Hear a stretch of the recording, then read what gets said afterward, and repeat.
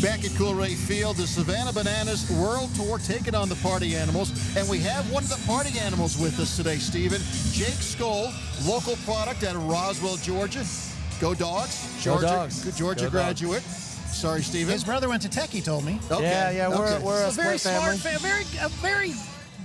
Very balanced family. Yeah, it right? is. Yeah, it exactly. is. It's a house divided. There you go. Jake, how much fun are you having right now? It's a blast. It's just cool to still compete every night, but put it on a show for these fans is the coolest part. It's a different animal because we've all been professional athletes at one point, trying to be as professional as we can. But it's just cool to be a part of it, and like I said, put on a show for these fans is the coolest part. What is your story? How did you get to become a banana? Because I'm sure as a kid, No, a party animal. I'm sorry. I was previously a banana. Okay, all right. Oh, wait. So how did you get with the banana organization? You started with the bananas, and now you're with the Party Animals. Yep. You got traded? Sort of, yeah. So originally it was minor league baseball, and then back to college for college football at UGA. And you were a linebacker at Georgia? Yeah, linebacker safety at Georgia. I tell everyone I practiced a lot. I didn't play much, but still like another cool experience, just a whole different world to be a part of that organization as well. But so I end up working a regular job for about 6 months, and an indie ball baseball team calls me. They're like, "You think you can still hit?" And I'm like, "How?" End up going to a tryout, making the team, playing baseball all summer. And the Bananas called that following year. So I played probably 12 to 14 games with them. Was this while they were the Bananas as we know them now, or what? Because they played normal, regular baseball before it became entertainment. This was like the first year they did professional, with non-collegiate athletes. Right. And it was just a 14-game tour in 22. So I was a banana on that tour. And we were playing the Party Animals. It wasn't quite what it is now. We weren't selling out these big stadiums. And then the following year, last year in 23, they asked us to be on the Party Animals. So they wanted to make it real competitive. Both teams were neck and neck. We ended up winning the last game of the series last year to win the tour. So I rub that in their face quite often. They've got us by a couple games this season. But it's still early. There's still time, right? It is. Yeah, You're absolutely. Right. So, Jake, I want to ask you, you talked about playing professionally. You are still playing professionally. There's just other professional parts of the job that are now coming through. So what was one of the first times as you put on at the time of Bananas uniform and now in the Party Animals, what was one of the times where you kind of felt comfortable? There had to be a moment where you went, I'm gonna embrace this part of the professionalism. And was that during the practice leading up, or was it actually in a game where you went, okay, I can do this and still play at the best on the field?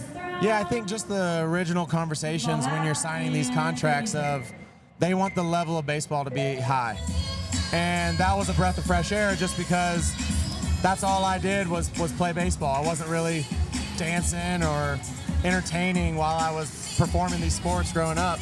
So that was a breath of fresh air just to know that, all right, I can put on the uniform, step out of my comfort zone when I need to, and maybe throw out a dance or have an at-bat with my shirt off. But for the majority of time, I'm out there just playing ball.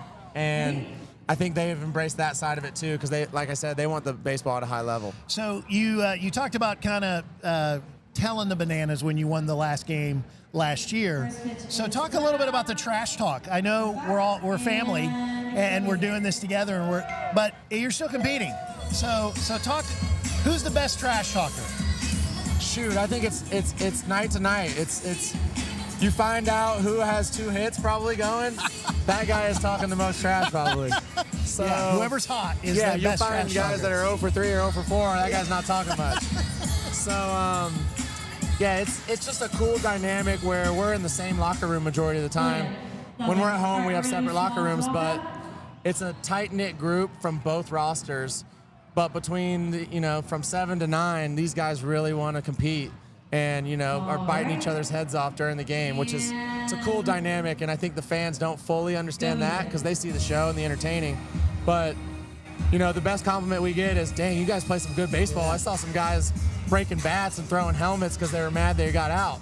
We thought it was just a brush it off and It's not get to next. predetermined. No, it's it's not really like not. professional wrestling. It's not predetermined. Right. Yeah, it's fun. Well, in the first game of the doubleheader today, you hit one in the gap up against the wall.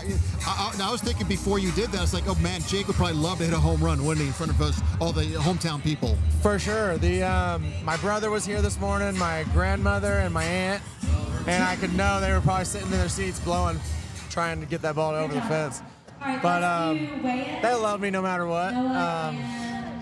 So like I said, when I'm 2 for 2, it's fun. It's talking smack. Probably my dance moves get a little better. And then 0 for 2, I'm being an old baseball player again, trying to work on my next at bat before it's time. I was going to ask you about the dance moves, but you mentioned, maybe going 0 for 2. But is it really, you want to play well, but there's not if you're a great entertainer, that's such a big part of your job that if you're in a bit of a slump, I don't think you have to worry about getting cut or anything like that. No, but the competitive, you're right. There's no, we all signed a contract. You can get released, but it's not as cutthroat as a minor league season, moving up and down or getting released. So with that being said, it's a little stress off your shoulders when it comes to your performance of baseball. But as a competitor, you want to do your best and compete every night. So, it's the same beast as a game of baseball. So it's fun just to strap it on. I think we'd like it that way anyway. Absolutely. Have you been tempted at all, or have you lapsed back into the old football side, ever wanted to tackle somebody? Yeah.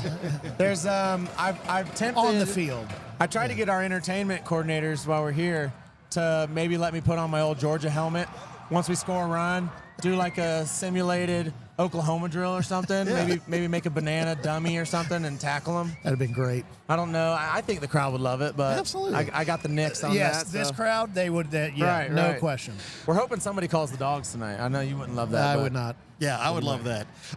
It's funny because when you talk about your teams, you guys have rehearsals as well as batting practice, and you don't usually have rehearsals in sports. So you got to do practice your dance moves.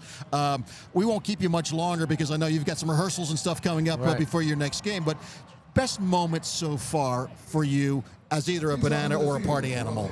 I would say winning the tour was special last year just because the group came together and felt like another team that I'd been on my whole life, and we started playing good ball and just doing some things that I had always been accustomed to. But just really cool to have that in the banana ball scene of playing just good baseball. And I think also going to some of these cities, and Vegas comes to mind, and we did a really good job of just played really well, the party animals, and watching that crowd turn from almost the Bananas to party animal fans was just a cool thing. We finished the game. I don't know how much we won by, but we jumped in the pool in right center. The crowd ate it up, and it was almost like we were the Las Vegas party animals for a couple of nights. It was pretty fun. By the way, Jake, we can hear in the background some of the music and like karaoke. So I enjoyed the first game. Some of you guys just don't sing too well, though. No. Have you had to sing yet? Not yet, but I got caught the other day singing God Bless America throughout the locker room and in the showers, and they're like, Skole, you're going to do that for the game one day. And I was like, oh, I got to get my mind right for that. But, so this place will get you out of your comfort zone for sure. And might not be fun in the moment, but once it's done, I think everybody appreciates it. You grow as a human and just keep moving. Jake, thank you so much for your time, and go Dogs. Yeah, go Dogs, baby.